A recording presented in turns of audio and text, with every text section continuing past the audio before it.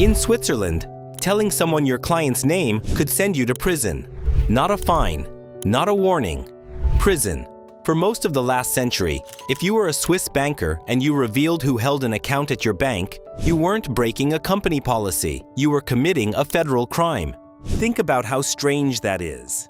In almost every country, a banker keeping quiet is just good manners. In Switzerland, it was the law. The whole legal system stood behind one promise. Nobody finds out your money is here. And the world noticed. By the time this story peaks, roughly 1/3 of all the offshore money on Earth is sitting in this one tiny country. We're talking somewhere around $2.7 trillion. A nation smaller than a lot of US states quietly became the planet's vault. So here's the question this whole video is built around. How did a country with no oil, no empire, and barely 8 million people turn into the place where the world hides its fortune? And why, after almost a century, did the whole thing collapse because of one banker and a tube of toothpaste? Because here's the thing most people get wrong about Switzerland. They think the secrecy was a side effect, a cultural quirk, a nice perk that came with the mountains. It wasn't. The secrecy was the product. Switzerland didn't accidentally become discreet. It took privacy, wrapped it in criminal law, and sold it to the entire world. That's the one idea to hold on to. Everything else is just the rise and the fall of that single business model. So let's start at the rise. The discretion didn't begin in 1934. It goes back over 300 years. As early as 1713, the city of Geneva had rules telling bankers to keep careful records of their clients, while forbidding them from sharing those records with anyone else. Quiet money was already a Swiss habit before the United States even existed.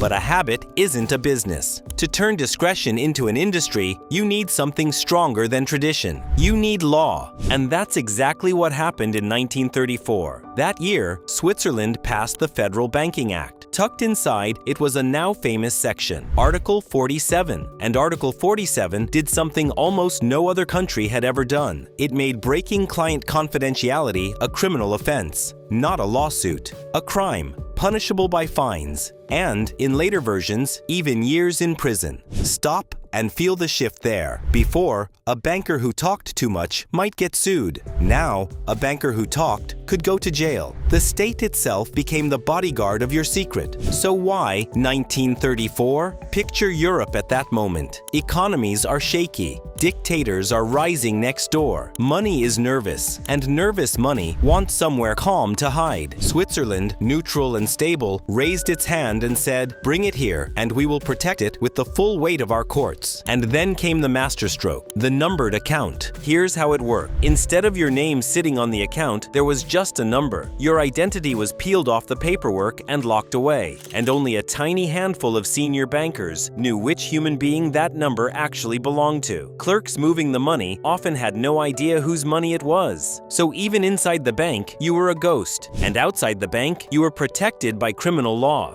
That combination was the magic. Total privacy, backed by total legal force. Now think about who that attracts. If you're wealthy and you live somewhere unstable, this is paradise. If you're dodging your home country's tax man, it's paradise too. The honest and the not so honest both wanted the same thing, and Switzerland offered it without asking too many questions. So the money came, and it kept coming.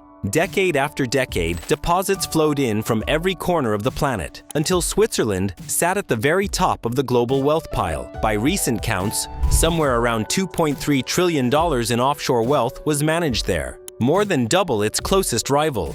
Let that number actually land for a second. If you tried to count a $2.3 trillion, $1 per second, without sleeping, without stopping, you would not finish in your lifetime. You would not finish in 70 lifetimes. That's the size of the pile a country smaller than your average US state was quietly looking after. Not because it had the most factories or the most oil, because it sold the one thing no one else would. That's the rise. A small country sold a single product, secrecy, and became the richest manager of hidden money in the world. But every empire built on a secret has the same weakness. It only works while the secret holds. And the secret was about to break. So here's the turn. For decades, Switzerland's wall looked unbreakable. Governments grumbled. Tax authorities fumed. But nobody could get inside. The law was airtight. Until 2008, until one man decided to talk. His name was Bradley Birkenfeld, and he was an American banker working for UBS, the biggest bank in Switzerland.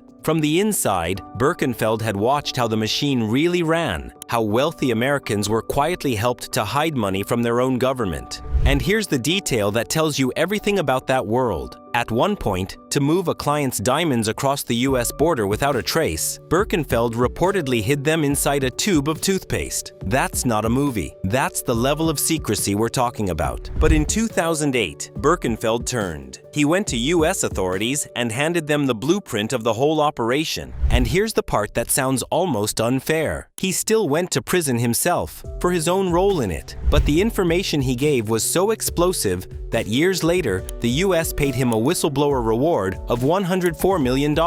He lost his freedom for a while and walked away with a fortune. The man who broke Swiss secrecy got both punished and paid. Now watch what his testimony unleashes. The United States goes after UBS directly, and the bank cracks. UBS pays a fine of around $780 million. And worse, it does the unthinkable. It hands over the names of thousands of American account holders. The numbered accounts suddenly have faces again. That's the first stone out of the wall. And once one stone goes, the rest follow fast. The US opens a program telling Swiss banks to come clean about their American clients or face the full hammer. Bank after bank lines up to confess and pay. In total, more than 80 Swiss institutions end up in American crosshairs, including giants like Credit Suisse and Julius Baer. Credit Suisse alone pays around $2.6 billion. Add it all up, and the crackdown cost Swiss banks well over $6 billion in fines. And some don't survive at all.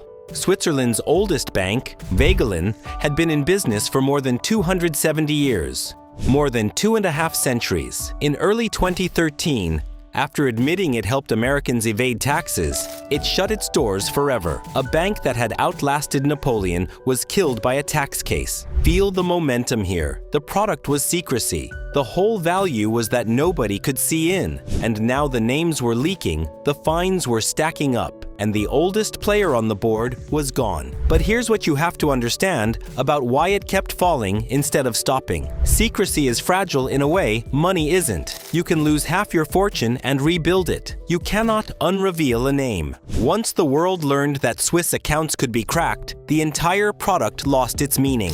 Why pay a premium for a secret that might not stay secret? The clients started leaving on their own. And then the final blow wasn't a fine at all. It was a rule change. In 2014, the US tax law known as FATCA began forcing banks all over the world to report American account holders. Around the same time, dozens of countries signed up to a new global standard, a system where tax information would simply be shared automatically across borders. No investigation needed. And Switzerland, the country that built its fortune on hiding names, signed on. Then came the moment that ended the era for good. In September 2018, Switzerland did what would have been pure fantasy a generation earlier. It began automatically handing over client account data to dozens of other countries' tax authorities. Think about that. The whole product was the promise that nobody would ever know. And now, Switzerland itself was mailing out the answers. On a schedule, the mystery-cloaked numbered account, the ghost in the system, was officially dead. So let's step back and see what this story actually was. We tend to imagine Swiss banking as a culture. Cold mountains, careful people, old money whispering in marble halls. But that's not really what you just watched. You watched a business model.